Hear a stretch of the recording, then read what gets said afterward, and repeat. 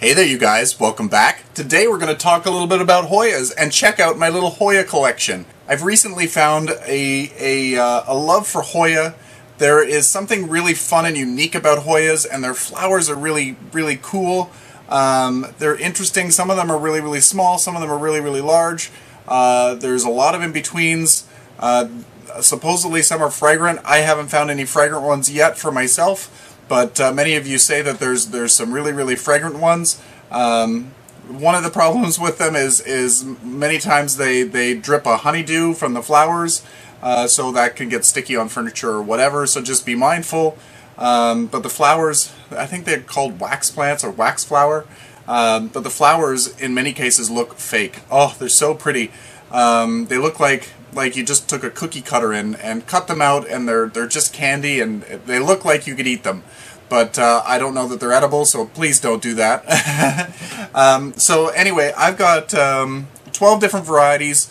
I have 13 different plants, but only 12 different varieties, and we'll go through them. And basic care for Hoyas is they are tolerant of lower light, and they like to dry out between waterings. Actually, root rot is a big thing for Hoyas, so you really want to make sure that they dry out between waterings, and use a really well draining mix. There's a lot of people that go with like the hydroton beads or like a semi-hydroponics system, so that they have good airflow and they don't rot out. I use just my regular soil, but I make sure to add usually extra perlite. Maybe I'll use some orchid bark, or did I say extra perlite? I think I did. You can use extra grit, whatever you got. Just you want to make sure that the soil is really free draining and dries out fairly quickly. And fertilizer needs. I found that if your plant isn't flowering and you're getting a lot of beautiful lush green growth, your plant is probably way too happy. And that might be a cause for your plant not to produce buds. So mine flower every year. This particular one over off to the side, I believe it's a carnosa, but I'm not sure it's a variegated one. I'll pull that down in a second. It's always got blooms. It's got some new panicles starting, new umbels of blooms. They're about to open, and it does it all summer long. So I think lighting is a big thing. I give mine morning sun, full morning sun. They're right in the window for the most part, and it loves it. Or if you have a west-facing window, pull it back from the window a bit, and that should be fine. Some of them really like a lot of light, and they actually will kind of go a pinkish or a reddish hue to the leaves, and that's kind of cool as well. So just pay attention to your plants. They want to be in a brighter location, but they don't want direct sun. There are exceptions to all the rules, so it's always up to interpretation. Your plant, see what your plant likes, and go with that. Some might want to be in a more shady situation, but again, if you're not getting blooms, stress it out just a little bit. Maybe that means cut back the watering a little bit more. Maybe that means fertilize less. In general, I would go with a half or a quarter strength fertilizer. Maybe every second or third time you water, make sure it's dilute. And also, I wouldn't fertilize through the winter time.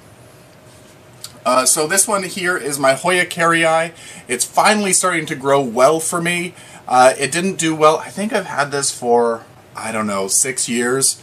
And for a long time it was just a stick.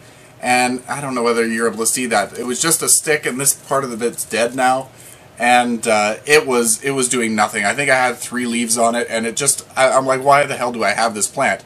And last year I put it outside because I said to myself, you know what? You mean nothing to me now. You haven't done anything in a very long time, and ever. And if you die, you die. If you get scorched, I don't care anymore. And you know what? It was the best thing that I ever did. It wasn't in full direct sun outside, but it was in a very bright location. I think it was on my plant shelf, and it got sun almost all day, but it was on the very bottom shelf at the back. So it didn't get full sun, but it got really bright. and it loved it. It got lots and lots of new leaves. I would say that the majority of these were from this past summer, and yeah, I'm going to do it again this year. So we'll put that off to the side, and super happy about that one. I need to get it a new pot because it's so side heavy, it just keeps wanting to fall over. Another one that I've had for a while is this one. This one is Hoya Australis? I don't know. I want to say Illustrious, but it's not Illustrious, it's Australis, I believe. So this one here was another one. I got it probably 5 years ago, and it was in one of those hoops, and I ended up getting scale, and the scale really started tearing it apart. I noticed that there's a little bit of scale on here again. I'll end up cleaning this off. Just wipe them off and rub it with rubbing alcohol. And yeah, so I took the hoop off and put it outside, and it started growing beautifully again. It took it a long time to start doing well. So this one here, I'm noticing a difference. When they get lots of light, you'll notice a lot of shorter spaces between leaves, the internodal spacing. If it's not getting enough light, you get things like this, a big long branch. I don't know whether you're able to see this, but this one's probably 4 or 5 feet long, and it's just going wherever it wants, and it changes all the time. Every day I come into the room and this is at a different spot. It's moving around all the time. I don't know what it's trying to do because it's not trying to connect to anything, but yeah, it just wants to be doing its own thing. So I think that that's to do with the amount of light over the winter time. It wasn't getting enough light, so it's stretching out long. But there's other people that have them growing under grow lights and they still get long, stretchy growths like this. So, but this nice close together leaf formations, this nice dense spacing of leaves, that was all from being outside. So I'm going to do that again this year. There's only going to be a few that I put outside. I don't want to stress out too many. But that one was the Australis, let's call it that, and it's doing beautifully, except for that one long. I'm thinking about cutting that off. I'm not sure what I want to do yet. We'll see what happens this spring. I have another one. This one is in the east window, morning sun, northeast, and it's doing well. This is the same as the other one, the Australis, I think. Anyway, I can't talk today. And this one I believe is the variety called Lisa. It is a variegated variety. It's got a really cool variegation. It's very mottled. Each leaf is a little bit different. Some have more, some have less. It's just really pretty. This one seems to be a sought after one, and I can tell why. It's really pretty. It's got all kinds of new growth. This one I actually got at a local garden center. A lot of these now I'm getting at local garden centers. Some of them I bought online. There's a bunch of places online. There's Crystal Star, there's Brad's Greenhouses in Canada. So check them out. And yeah, this one's super pretty. This one doesn't have any flowers on it. None. The other two didn't have flowers either. But that's alright. These are still new. This one's very new. I've only had this one a couple of months. And it's growing beautifully. I love it. Now these are my doubles. This particular one here, this one is Hoya Obovata. I think it's Obovata. Oh, I've got a tag in here. Obovata. So these guys are going to have more of a rounded leaves. They're super cute. Really thick. Very much like the Carrii in their thickness. Super thick. And I really like this one. I think this is going to grow the same as well. It seems to be a really slow grower. So I think it's going to need more light. And more light should make it get a little bit more active, a little bit more dense, more leaf production. I don't see any flowers being produced, but underneath this leaf, I don't know, by my finger, it looks like there's another leaf being produced right there. So it's just a really slow grower. This one here I got from mail order. Oh, I think it was a place in Spain. I believe it was Spain. And I didn't think it was going to arrive. And it did. There was a couple of other things in the order and they didn't make it. Everything was wrapped in moist paper towel, and the other things I ordered were succulents, so they all rotted. This one didn't look so great, but it is still alive. This one is an obovata as well. The leaves look a lot different. They seem to be more oval than rounded. So we'll see. There's different types of obovata, so we'll see what happens when it starts to grow. This was an unrooted cutting. I believe it was unrooted. I can't remember. It might have had a root, or it might have just started rooting. And then this one was just a rooted cutting when I got it. This actually has grown. It's grown pretty good. I think this one has 3 new leaves on it since I've gotten it. One of my favorites right now. It's super cute. So this one's more of a mini variety of Hoya.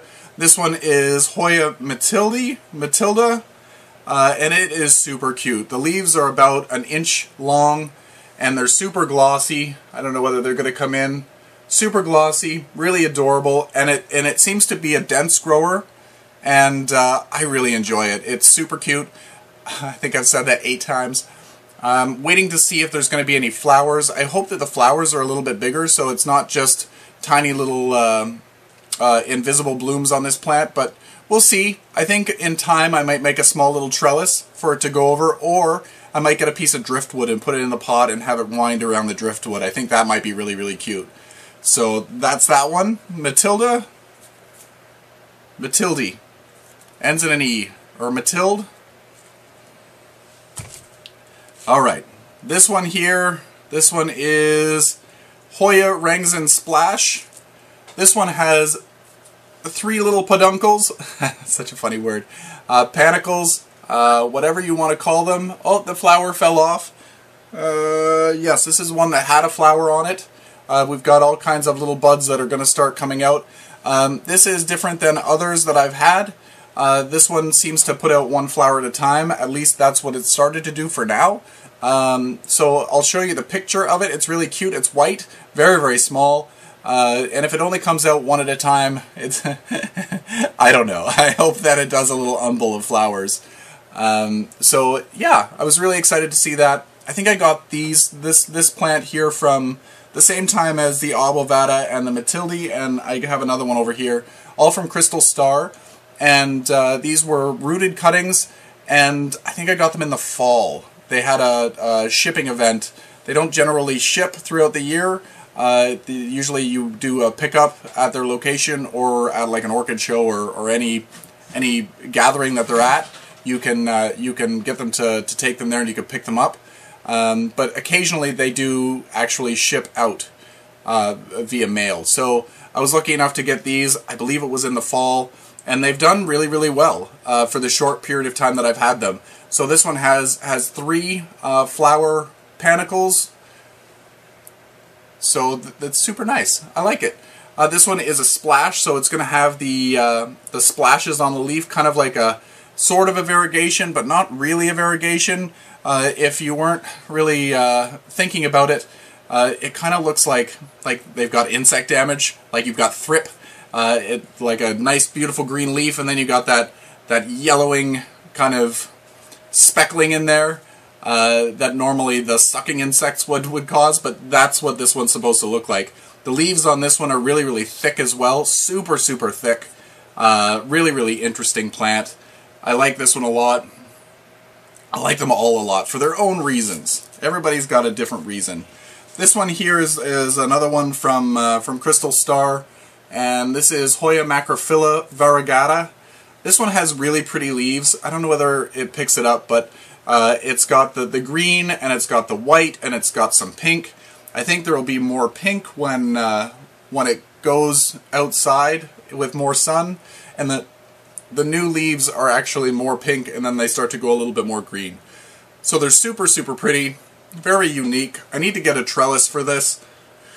Maybe I'll make one of my moss pole kind of things, but I think I'm just going to maybe use wire or something just to train them around as a hoop, because they're not really, I think they're more of a vine than an epiphyte, but I could be wrong. And this one has 1 panicle here, a little flower spike that's going on. So I don't know how this is going to bloom. I'm not sure what the flowers are going to look like, but I'm super excited. It's happening really, really slowly. But yeah, I've only had this for, I don't know, I'm going to say 5 or 6 months, however long our winter has been. And yeah, it's doing really, really well. I think when I got this plant, it was up to here. This is all new growth. So it seems to like the window that it's in. Again, it gets full morning sun, and it loves it. Oh, and this is another one I got from Crystal Star. I thought I only got the couple, but here's another one. This one here is, what is this one? Archibaldiana, and it's a white variety. And this one here, this is going to be one that rambles a lot more. I think that this one likes higher light, and I think it likes higher humidity, if I remember correctly. And this one's supposed to have a much larger flower. I think the flowers are supposed to be like an inch or even more across. So that's why I got this one. I wanted something with really unique flowers. I wanted the pink one.